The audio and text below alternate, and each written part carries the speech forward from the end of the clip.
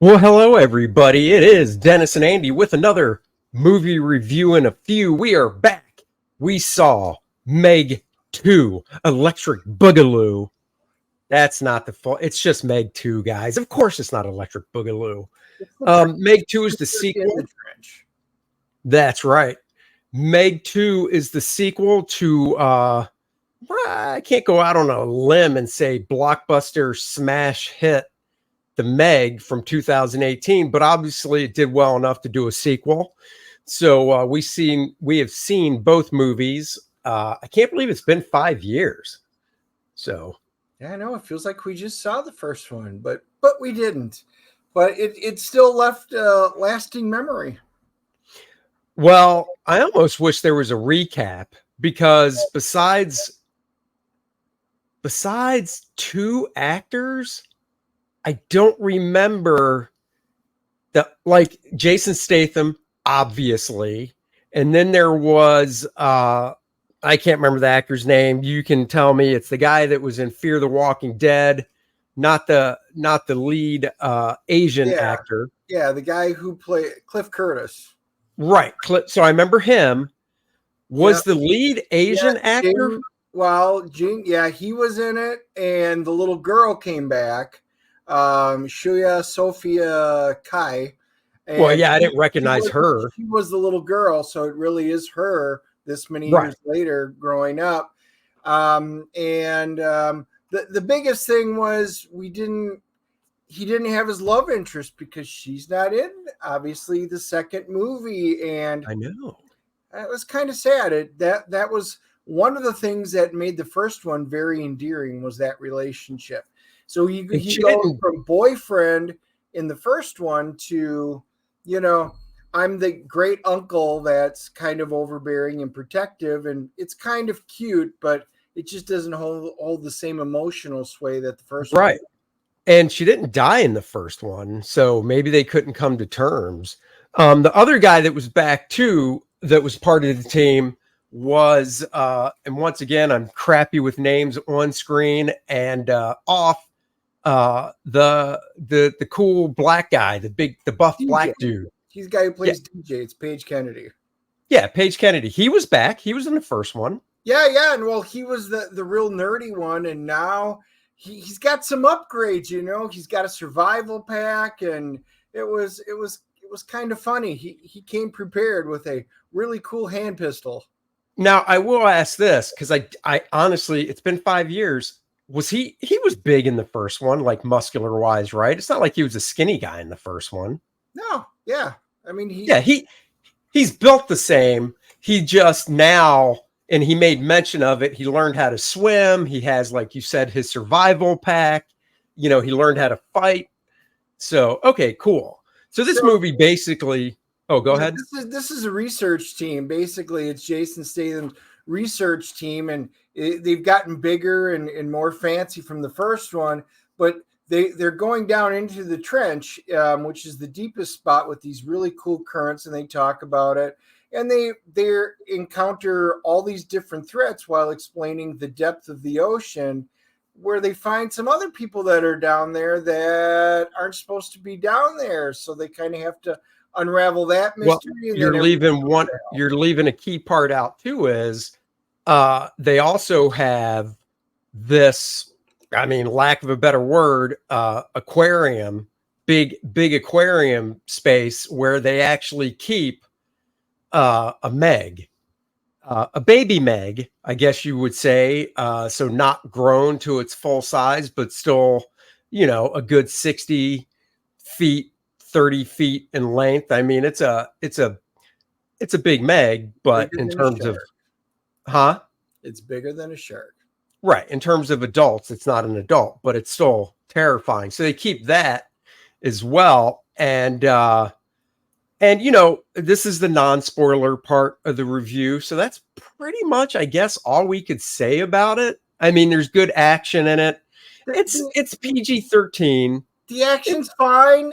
I don't think it really is as good as the first one in terms of the storyline is not as good. The characters are not as good. The you have to look at this as going in as a popcorn film. Man, Yeah. I just want to see some great, you know, big shark type thingies and eating them with some weird views from the camera angle. There's some cute parts to it.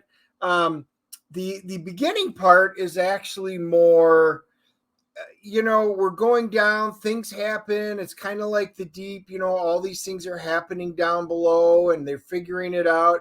And then we really don't get all the great Meg sequences and other things until, you know, the second half, third of the movie.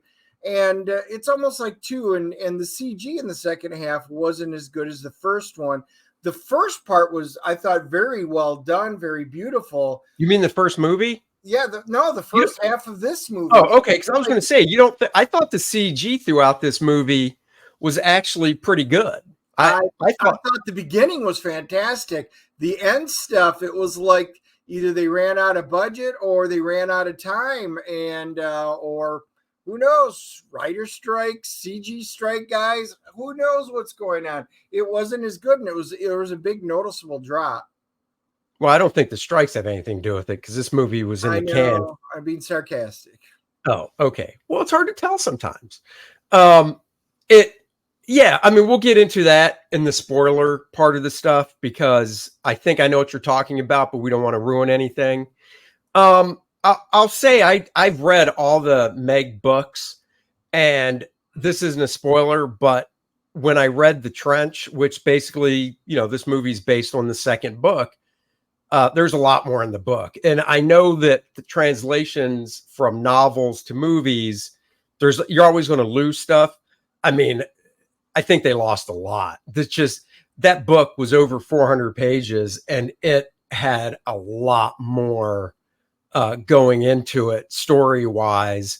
And this wasn't an hour and a half movie. This was a 2-hour movie. And I've seen good 2-hour movie adaptations from novels before.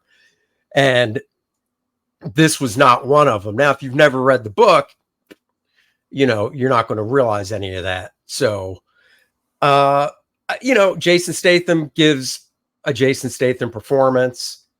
I mean, all the actors, they didn't phone it in. I thought they were fine. I didn't look at any of the actors like, you're not believable. I don't buy it.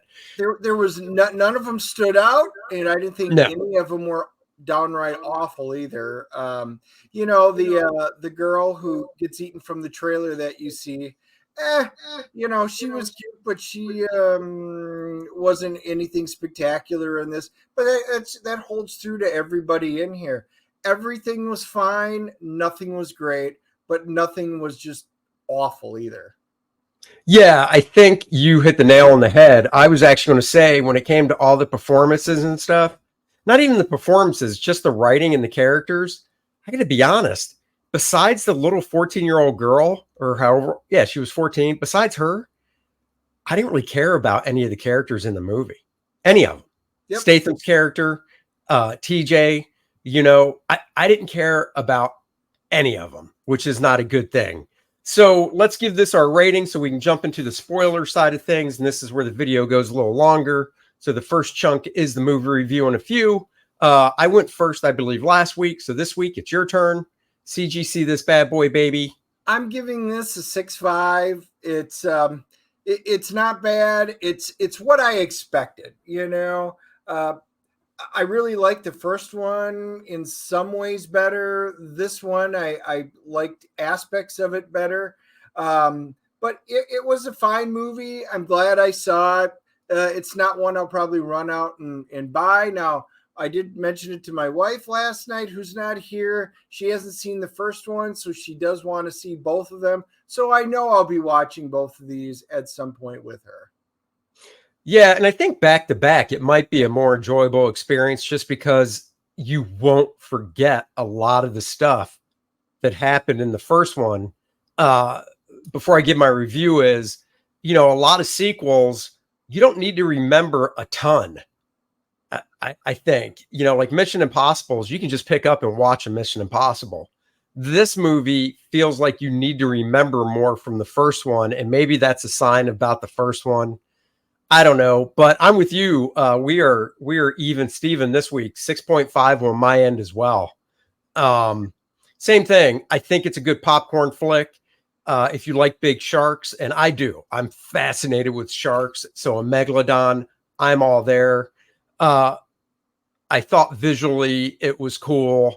Uh, I wasn't, I wasn't bored during the movie. I wasn't looking at my watch. It didn't feel, like a long 2 hours. It's basic A to Z movie, you know. All So right. there you go with that part. What do the IMDb'ers, Rotten Tomatoes say about it? IMDb is giving it a 5.6, which I would be about right for IMDb. And oh, interesting. Rotten Tomatoes, critics hate it. We're Of course. giving it a 27. Audience score, there isn't one. There is no audience score for this, which is interesting because I always go and pop mine onto them. So nothing's registered. I don't know why it's not. Let me just refresh just to see. Nope. Nope. I take it back. Critics hate it more. It is now down to a 26, and the audience score still doesn't exist. So, you Give it know, a week. I think the audience will like it more than what the critics did. Yeah, I hear you. Guys, go check out Kor-Drath, The Reckoning on Indiegogo. Links are in the description below.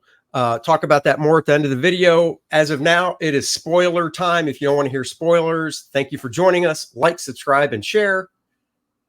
And spoiler time.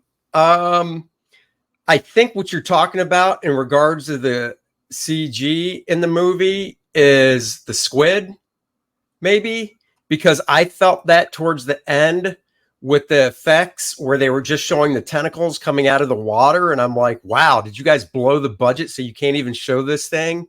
They finally did show the squid underwater, but they hit it pretty well because it's murky and dark under there. Um, Even some of the tentacle shots coming out onto of the water onto the beach and the dock and stuff, I thought were a little lackluster, especially when it was holding people. Yep. Um, Yep. And when the Meg attacked it and stuff, it was an interesting sequence. But even when the tentacles wrapped around there, you saw his eyes roll up on there. I'm just like, that Meg doesn't look so hot. Now the Meg at the beginning, when you see him in the tank and stuff, looked really good.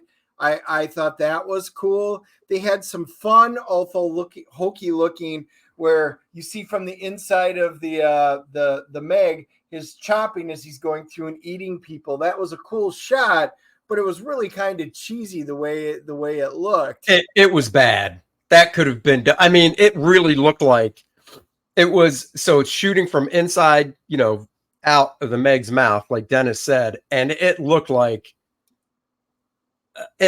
you could have just taken it was so dark it looked like a silhouette because you just saw basically the shape of the teeth top and bottom doing this, as people were going in. And yeah, that was bad. I thought they introduced these besides the big giant squid, they introduced these other creatures that swam underwater but then also could walk on land, that were like piranha type animal fish things they were big. They were like maybe 4 or 5 feet long, snout to end of tail. And they didn't make sense at all. They're the ones that you see from the No. trailer at the beginning.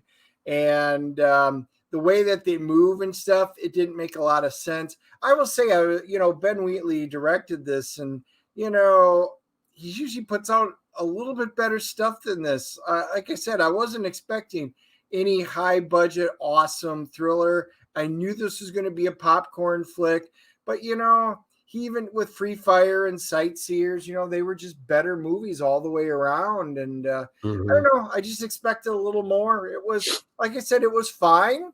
I'm not sad we went and saw it. I didn't waste 2 hours of my time, No. but it's also nothing to write home about. And there was lots of opportunities. The cool scene was in the trailer, where you see the T-Rex coming out and eating one of the little guys, and then he's out there and he throws it up in the air, and then the big Meg comes out of the ocean and gets him and somehow manages to swim back into the ocean after coming that far up on land. But yeah, because sharks can't swim backwards. no. And one of the big things that I was talking to Graham Nolan, we were talking about the trailer, and I do agree with this, is, these Megs are huge. I mean, they're school bus size, if not bigger. And the T-Rex is maybe 2 feet into the water on the beach. And unless this beach goes sand, sand, sand, drop, how did this Meg even get that close without the shark seeing it? Because generally it's a slight grade down into the water before a big drop. And this Meg just comes out of nowhere. So it's like, that's odd. And then, it's a picky thing, but that's the problem I have, is they were just doing stuff going, that's going to look cool, but I'd like to have it make more sense. And the other issue I had was, the trench, they're 25,000 feet down underwater. Okay, 25,000. And they take these submersibles down there. My first thought is, Ocean Gate, it's going to implode. They're toast. Now, obviously, these things are really high tech. That's covered. But they have these dive suits where their submersibles basically are junked 25,000 feet down.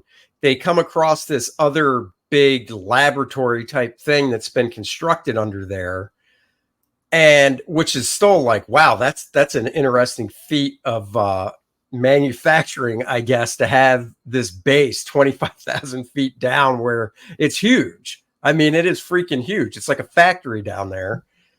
And they have to put on these underwater high-tech suits and walk from their submersibles like 3 kilometers to this base, 25,000 feet underwater. And I'm just like, oh, okay.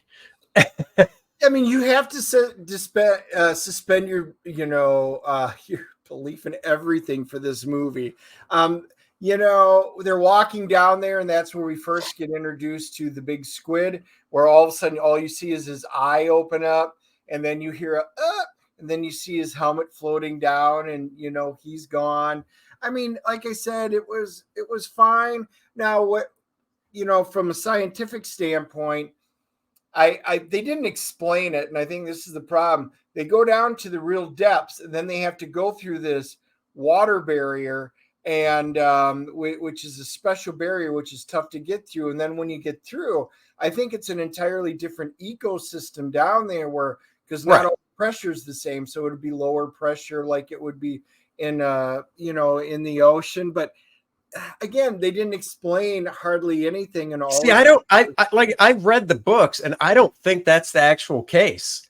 I think the pressure is the same. So what you're talking about is, and I remember this from the books and obviously the 2 movies, it's this thermo barrier, which it's this layer separating. It's about 15,000 feet down, we'll say, and it separates that and then the other 10,000 feet to the 25,000 feet of the trench. And basically what it does is, and this is explained in the first movie, it's the barrier is so warm that's what keeps the Megs and other prehistoric type crap that's below it under there, is because it's this thick layer, and it's so warm they can't swim through it, basically. And the reason they are able to come through it is because when the submersibles break through, and I can't remember the reasoning in the first movie, is it creates basically this hole, temporary hole that lets the Megs and whatever else escape through it to the top. Then I do have a problem, because I assumed a couple of things in there, because Jason Statham actually has to swim down there to go from one port to another to hit a button. Right.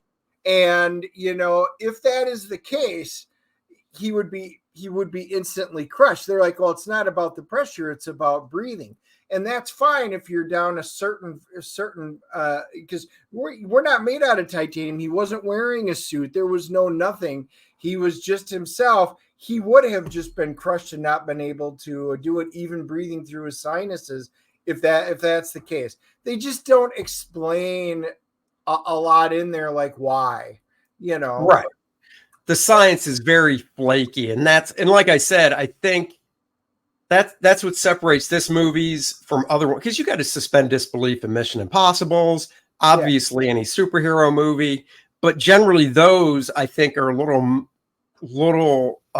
more thought out to where you can buy this stuff, because yes, you suspend disbelief, but they do a good enough job in the writing to go, oh, okay. Yeah. So that, we gave it 6.5 out of 10. We each gave it that score. It's worth the big screen because of the shark stuff, the megalodon stuff for the scale. Yep. But honestly, if it comes to TV, which it will, most people have 32-inch TVs or bigger. I mean, 32 is considered small now. You could wait for it, but if nothing else is playing, you really want to catch a movie in the theater and you're into sharks and that type of stuff like I am, I say go watch it. Just turn your brain off. It's definitely, you'll be entertained.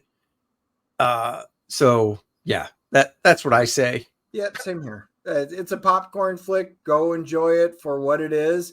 Just don't go in with any high expectations and just enjoy it, because it's a fun movie. It's just flawed in a lot of ways.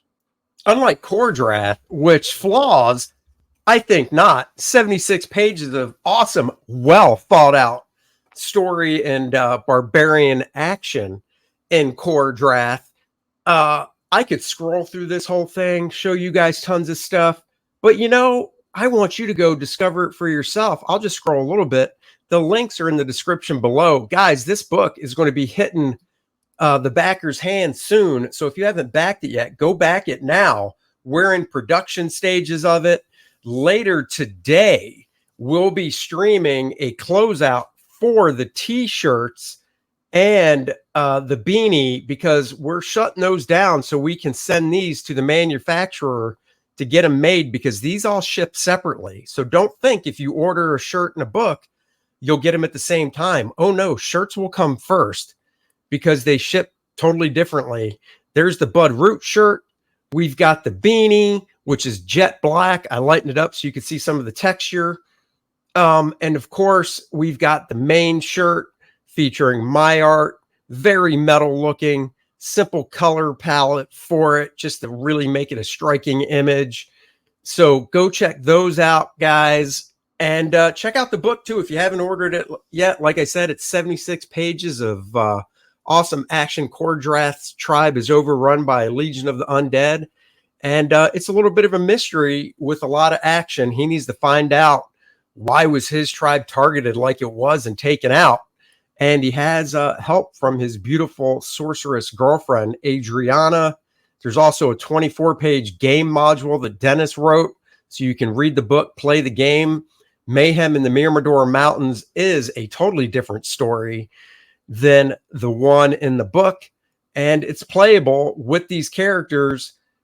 We've got these playable character cards. 90,000 is the next stretch goal, where everybody would get the 7x10 Necronite playable character card, art on the front, stats on the back, easily convertible to play in other of your favorite RPG games.